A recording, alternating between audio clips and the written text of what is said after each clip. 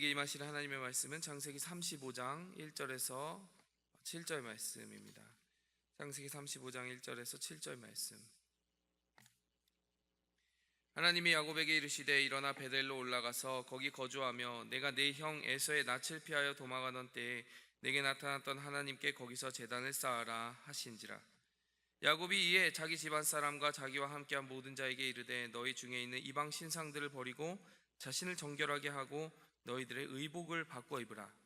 우리가 일어나 베델로 올라가자. 내 환난 날에 내게 응답하시며 내가 가는 길에서 나와 함께 하신 하나님께 내가 거기서 제단을 쌓으려 하노라 하매, 그들이 자기 손에 있는 모든 이방 신상들과 자기 귀에 있는 귀고리들을 야곱에게 주는지라.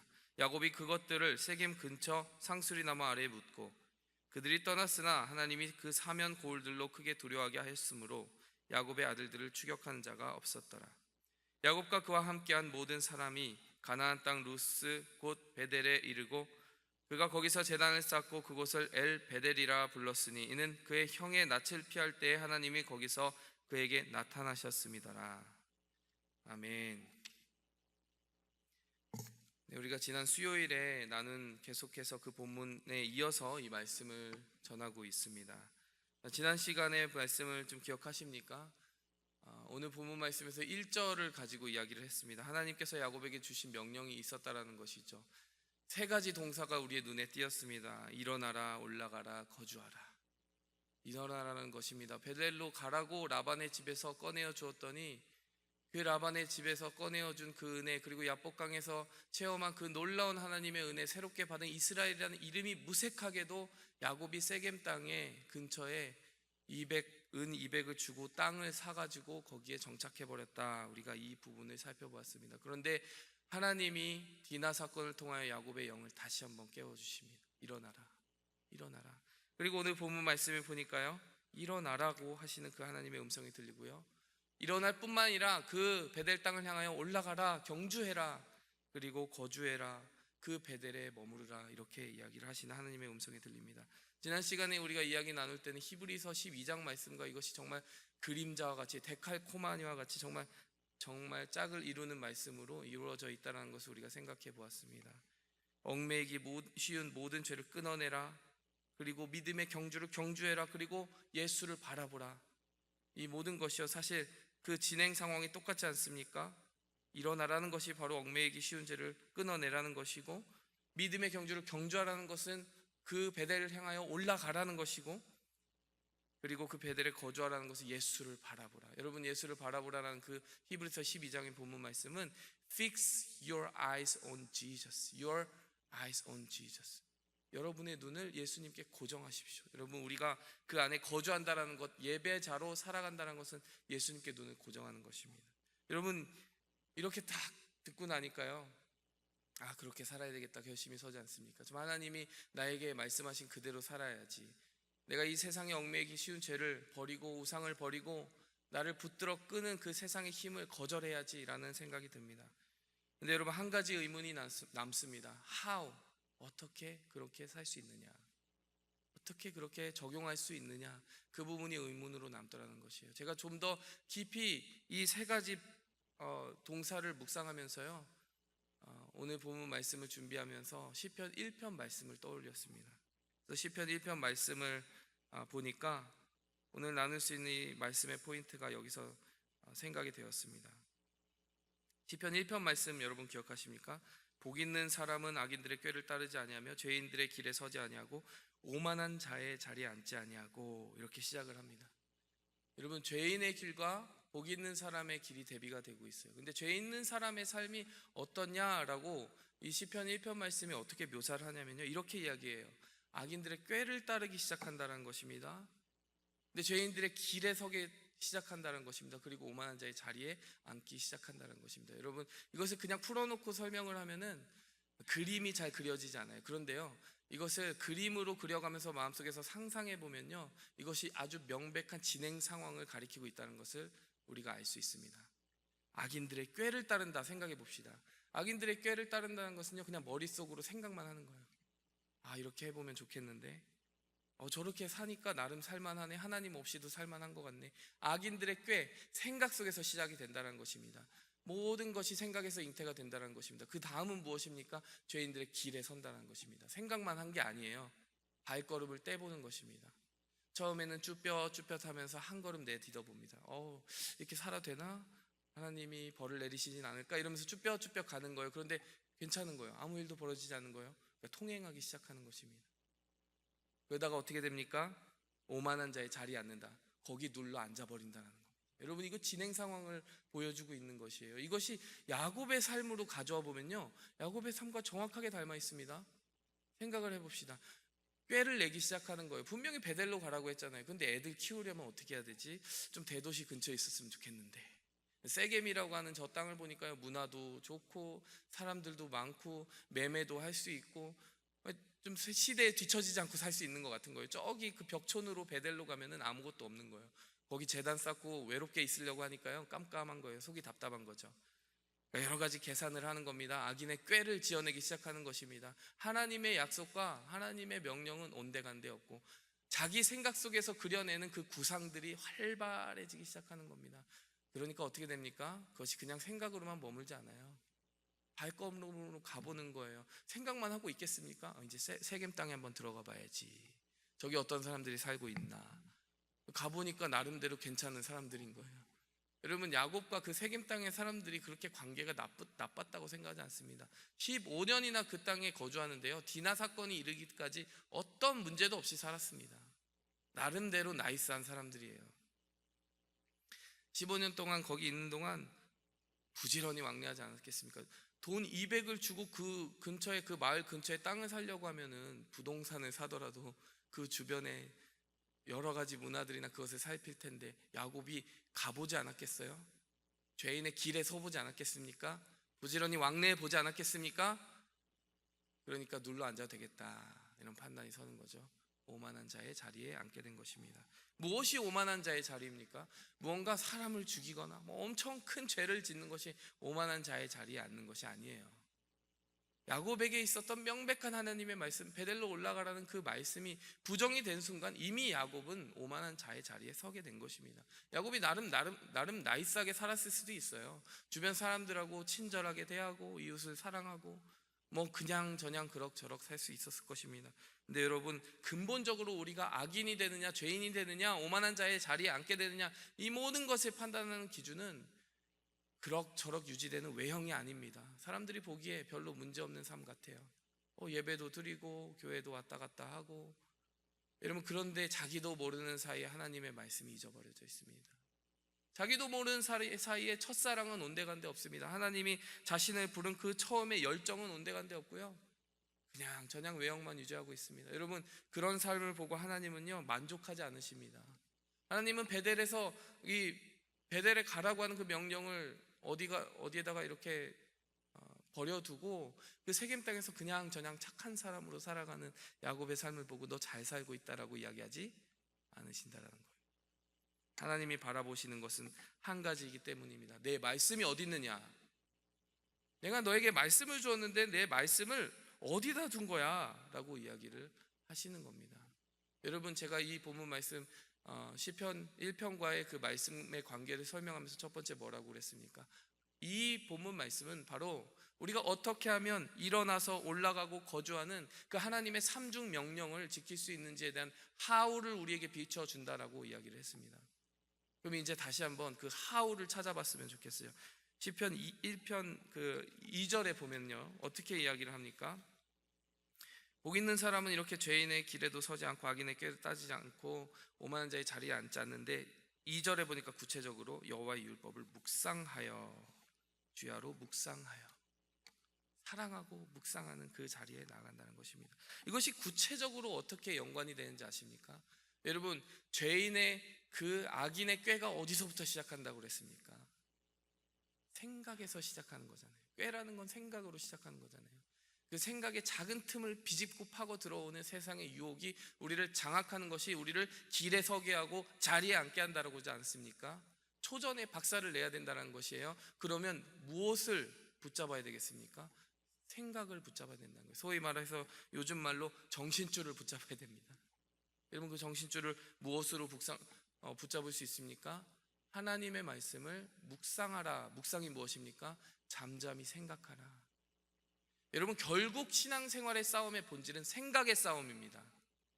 여러분, 우리가 생각을 하나님의 말씀으로 다스려 놓지 않으면요, 생각이 길이 되고 길이 자리가 된다는 것입니다. 네, 여러분, 우리가 생각을요 하나님의 말씀으로 채우게 되면 어떻게 되겠습니까? 하나님의 존전 앞에 계속해서 가고자 하는 소원이 생기고 그것이 길이 됩니다.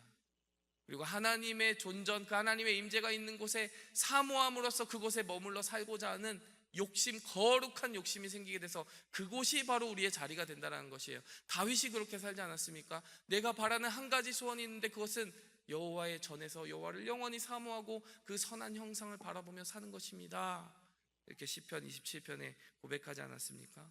그에게는 한 가지 소원이 생기게 된 것입니다. 근데 그 소원은 저절로 생긴 것이 아니라는 것이에요. 하나님의 말씀을 부지런히 자신의 생각 속에 탑재하고 살았다는 것입니다. 그 생각을 하나님의 말씀 속에 계속해서 비춰보며 살았더니 자신의 길이 성전으로 올라가는 그 길을 향하여 찬양하고 있는 입술이 되더라는 것이에요.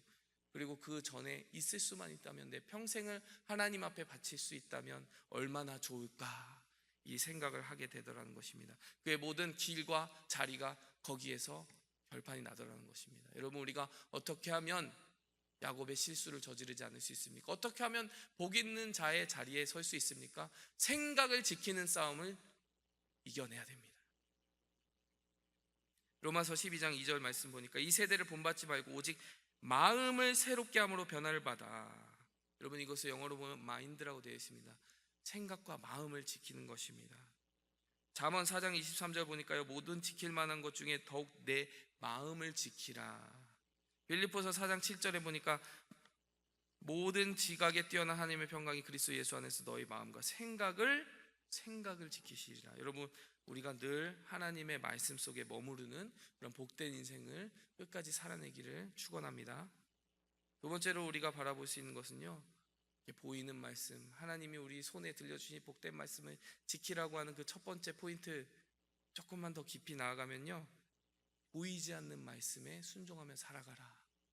들리지 않는 말씀에 순종해라. 이게 무슨 말일까?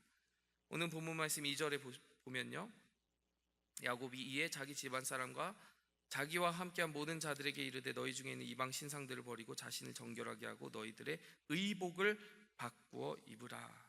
여러분, 이 절은요 상당히 문제가 되는 절이에요. 어떤 점에서 문제가 되느냐? 하나님이 1절에서 명령하시는 장면을 보면요, 그 어디에도 우상을 버리라는 명령이 없습니다. 그냥 베델로 가라 라고 이야기를 합니다. 근데 2절 말씀에 보니까요, 3절 말씀에 보니까 베델로 올라가자, 사람들 모아놓고 얘기하는 이 야곱의 모습이 보이는데 2절 말씀에는 전혀 하나님이 명령한 바가 없는 그 우상을 버리는 야곱의 행위가 나타납니다. 도대체 왜 이런 하나님이 명령하지 않은 일이 발생하고 있는 것일까?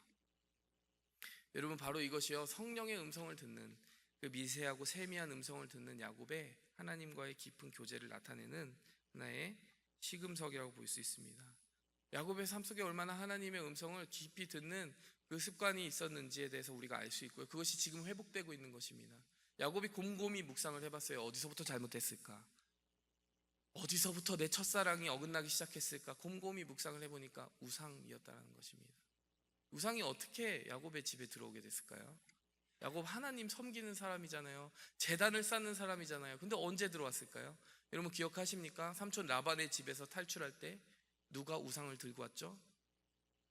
라헬이 드라빔이라고 하는 그 가게의 우상을 몰래 훔쳐가지고 왔습니다. 그때는 어떻게 위기를 모면했어요? 라반이 씩씩대면서 추격조를 데리고 왔습니다. 막 그 장막을 들쑤셔가면서 어디 있냐고 그걸 찾기 시작했습니다. 근데 라헬이 황급하게 말 안장 밑에 그것을 숨기고 자기가 그 위에 앉아서는 내가 월경 중이어서 일어날 수 없음을 양해해 주십시오라고 해서 드라빔의 존재를 숨겼습니다. 근데 그 이후에 이 세겜 땅에 살면서 야곱이 그 드라빔의 존재를 몰랐을까요? 그냥 집안 장식품으로 가져온 건 아니잖아요. 라헬이 그 앞에서 한번 기도해보지 않았겠습니까? 그 우상을 가져와서 그냥 땅에 묻어만 두진 않았을 거 아니에요. 왜 라헬이 그러고 있으니까 어떤 일이 벌어졌겠습니까? 그 온 집안의 우상을 섬기는 문화가 팽배하기 시작하더라는 것입니다. 오늘 본문 말씀을 보세요. 의복을 바꿔 입으라. 의복에도 영향을 주기 시작했습니다. 사람들이요, 이제 오늘 본문 말씀 4절에 보니까 이방 신상들이 많아졌어요. 신상들이에요. 처음에 드라빔 하나 가지고 왔는데 신상들이 된 겁니다.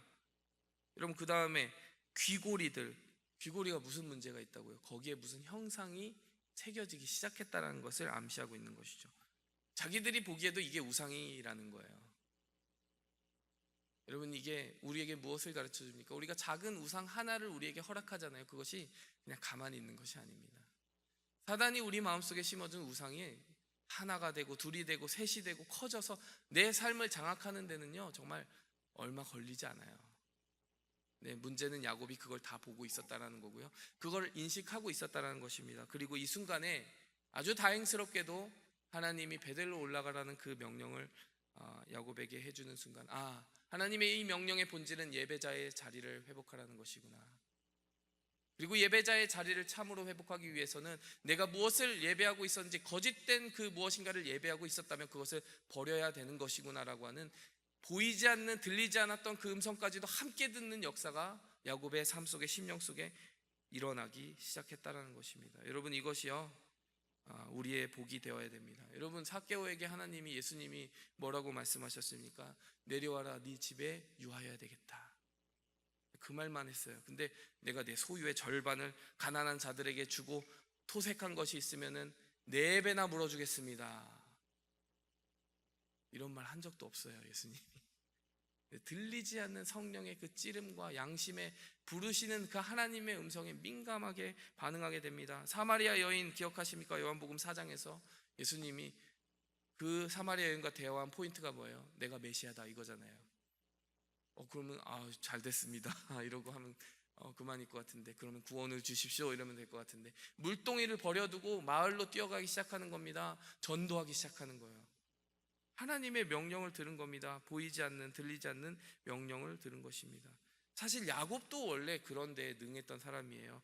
28장 22절에 보니까요, 돌베개 베고 잤다가 하나님의 그 보여주신 환상을 보고 깨어나서 어떻게 합니까? 그것을 기둥으로 세우고서 이렇게 이야기합니다. 이 돌이 하나님의 전이 될 것입니다. 그리고 제가 제 모든 하나님께서 허락하신 소유의 10분의 1을 당신께 드리겠습니다. 하나님, 저의 집에 다시 무사히 돌아오게만 해주십시오. 이렇게 이야기를 합니다. 하나님이 그런 부탁을 한 적도 없어요. 네, 여러분, 야곱이 어떤 사람이었다는 거예요? 하나님이 구구절절히 일일이 다 말하지 않아도 1만 말해도 10가지 하는, 정말 척하고 아는 사람이었다는 것입니다. 여러분, 우리가 신앙생활을 잘한다는 것은 무엇입니까? 보이는 말씀 사랑해야 됩니다. 네, 여러분, 하나님과의 교제가 깊어지면서요, 성령의 음성이 내게 들려와야 된다는 거. 그 말씀이 내게 적용되려면 어떻게 해야 되는가? 내게 있는 우상이 무엇인가? 1부터 10까지 점검을 해야 되는 것입니다. 하나님이 1만 말해도 1부터 10까지 점검을 해야 된다는 거예요. 하나님이 1만 이야기하셔도 내가 내 삶에 하나님 이것을 하겠습니다라고 하는 결단의 포인트, 순종의 포인트, 그것들이 10가지 나와야 된다는 것입니다. 여러분, 이러한 사람이 정말 풍성한 인생의 삶을 경험하고 살아가는 삶입니다. 어떤 자녀가 있는데 부모를 어떻게 사랑하고 섬겨야 되는지 1부터 10까지 알려줘야 된다고 생각을 해보십시오. 정말 속이 터지지 않겠습니까? 어버이날에 어떻게 해야 되고, 선물을 이렇게 해야 되고, 다 가르쳐줘야 되면 정말 힘든 거예요. 처음 몇 번 가르쳐주는데 나중엔 저절로 돼야 되잖아요. 부모를 사랑하는 마음이, 본질이 여기 자리 잡고 나면 그 다음에 행동은 알아서 해야 되는 거잖아요. 여러분, 우리도요, 보이지 않는 그 하나님의 말씀이 우리를 다스리는 상태가 돼야 됩니다. 여러분은 말씀을 맺겠습니다. 여러분, 첫 번째로 우리가 기억해야 되는 건 무엇입니까? 여러분, 우리가 어떻게 하면 일어날 수 있느냐, 올라갈 수 있느냐, 그리고 베델에 머무를 수 있느냐, 그것은 우리의 생각을 지키는 치열한 영적 전쟁에서 시작되는 것이다. 그리고 그 생각을 지키는 것은 하나님의 말씀을 내 생각 속에 적셔 놓는 것밖에 없다. 그리고 두 번째 우리가 기억해야 되는 건 무엇입니까?